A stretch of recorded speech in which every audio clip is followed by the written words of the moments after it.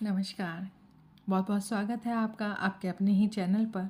और आज आप सुनने जा रहे हैं एक छोटी सी लव स्टोरी जिसे लिखा है रोहिल जी ने। और उम्मीद करती हूँ आप इसे पसंद करेंगे और अपनी राय हमें ज़रूर ज़रूर ज़रूर बताएंगे।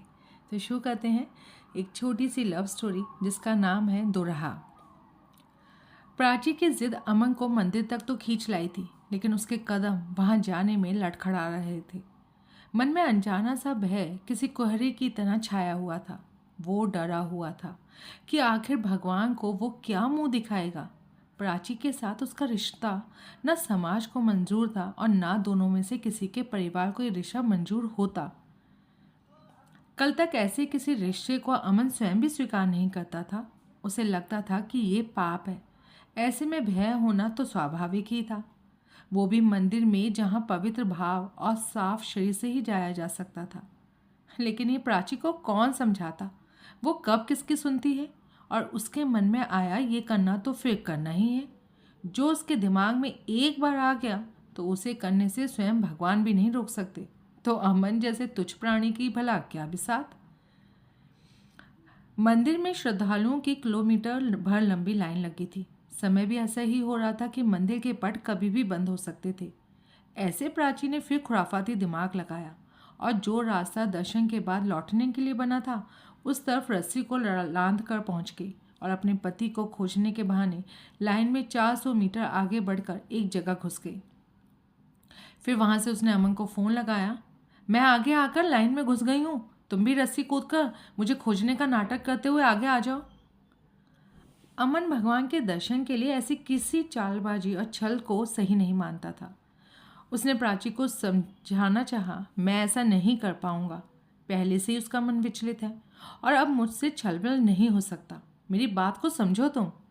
लेकिन प्राची की जिद से मजबूर अमन को भी लाइन तोड़कर आगे बढ़ना पड़ा। अब पुलिस के रोकने पर यह बताना पड़ा कि पत्नी आगे निकल गई है और मुझे उस तक पहुंचना है।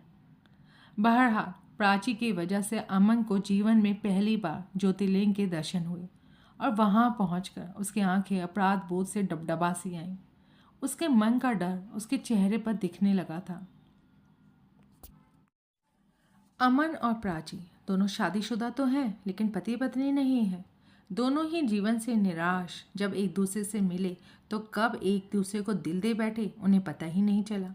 और इस तरह के रिश्ते सभ्य समाज में मंजूर नहीं किए जाते। बस यही गिल्ट अमन को अंदर अंदर खाए जा रहा था और खुद को वो अपराधी समझ रहा था। दर्शन के बाद बाहर जब वो दोनों बाहर निकले तो अमन उदास सा एक जगह बैठा गया। तभी एक सन्यासी आया और बोला, इतनी सुंदर और पवित्र जगह आकर भी तुम्हारा मन इतना अशांत है। जो हो रहा है उसे होने क्यों नहीं देते? क्यों भगवान की मर्जी में बाधक बने हुए हो? ये ईश्वर का दिया उपहार है, इसे उनका आशीर्वाद समझो और सारी चिंताएं भोलेनाथ के लिए छोड़ दो। बाबा, आप नहीं समझेंगे मैं कैसी मनोस्थिति से गुजर रहा हूँ। आपको मेरे बारे में कुछ नहीं पता। सब तो तुम्हारे चेहरे पर दिख रहा है, फिर भी बताओ क्यों इतना विचलित हो? अमन ने सारा हाल कह सुनाया। क्या हम जैसे लोगों की भी प्रार्थना ईश्वर सुनता है? क्या हम भी उनके आशीर्वाद के योग्य हैं? ईश्वर तो सब सुन रहा है, बस तुम्हें मांगना आना चाहिए। ईश्वर तो सब अनसुनी भी सुन लेता है और उनकी सारी इच्छाएं पूरी करता है। अच्छा, तुम स्वयं ये बताओ, क्या तुमने चाहा था कि ऐसा हो? ये तो ईश्वर ने खुद तुमको दिया, और वो भी तब जब तुम कुछ नहीं मांग रहे थे और ना ही कुछ ढूंढ रहे थे।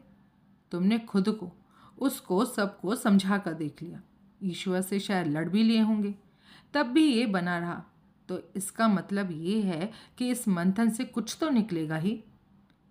यदि गलत भी हो तो भी उसके हाथ हो, वो संभालेंगे, स्वयं वो तुम्हें रोकेंगे।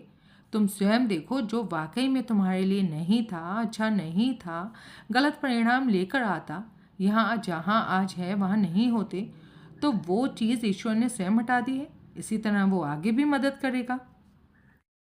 सोचो, हम आज यहाँ हैं, पैरेलल यूनिवर्स है, पैरेलल टाइमलाइंस हैं, जीवन की कितनी संभावनाएं हैं।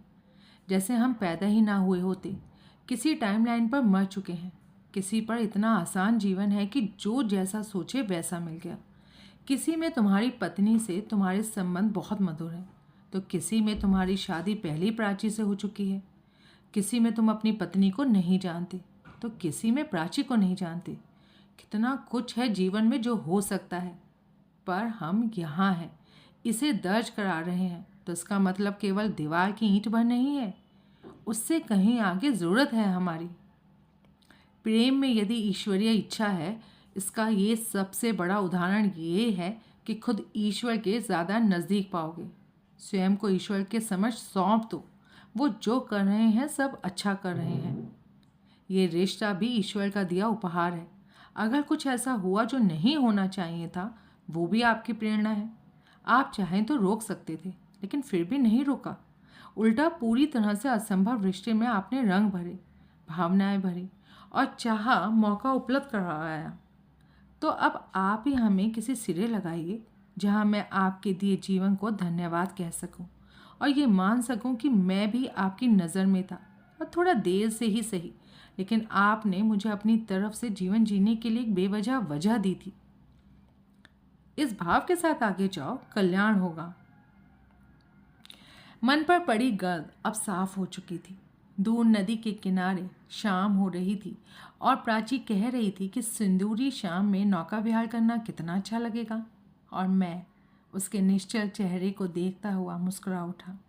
मन में ये सोचते हुए घाट की तरफ कदम बढ़ा लिए कि ये वाकई में मेरे लिए ईश्वर का भेजा तोहफा है और मुझे इसका सम्मान करना चाहिए।